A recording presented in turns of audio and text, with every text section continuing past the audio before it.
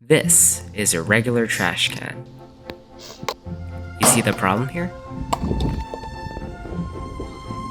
It's not that I'm standing an absurd distance from the can when I throw my trash away. It's obviously because my trash can just doesn't move. So today, we're building a moving trash can so you'll never miss again.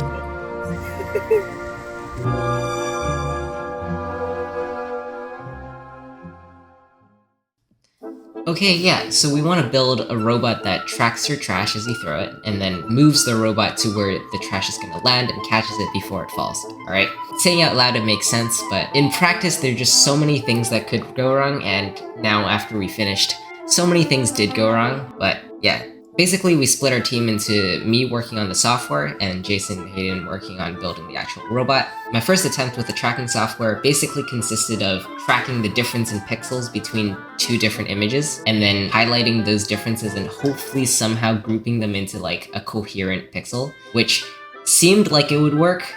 And it did for a bit until we realized that literally anything that moved would count as the trash, which was not good. So we switched to actually training a proper model. After a couple minutes of me jumping around throwing a ball and 5 hours of me labeling those images, we got a pretty decent model that could reliably detect where the ball is, around 96% of the time. It's actually getting decent frames as well, so I can do one where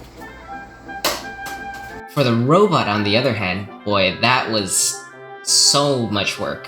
First day while I was working on my programming, Jason and Haeden basically spent the whole time waiting for the Amazon guy to arrive. How long have we been waiting for this? Like 5 hours. By the time the stuff actually arrived, we started working on everything. We 3D printed the frame of the robot and put the stepper motors in. So, we have a car now. That's like crazy. A car. Oh yeah, that's true. And we realized that out of the 4 drivers that we bought, one of them actually didn't work. A driver just decided to die on us, Uh-huh. and then we tried to perform surgery on it. Because, yeah, the surgery should have fixed it, but it did nothing, so...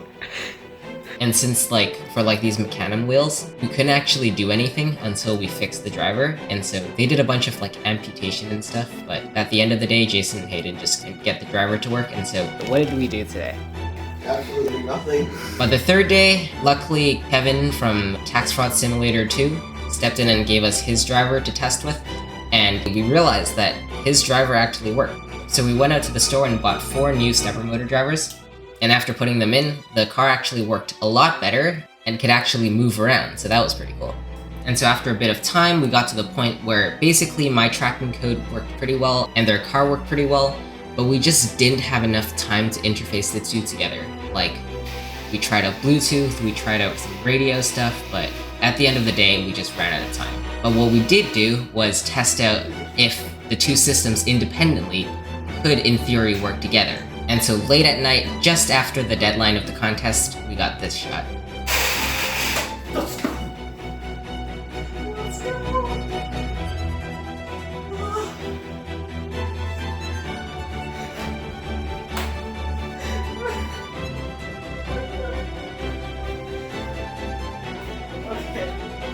Of course, the project is still not over for us. It could still do a lot of work in interfacing between my code and their robot. Yeah, I think overall having the two systems work independently was still a pretty amazing feat.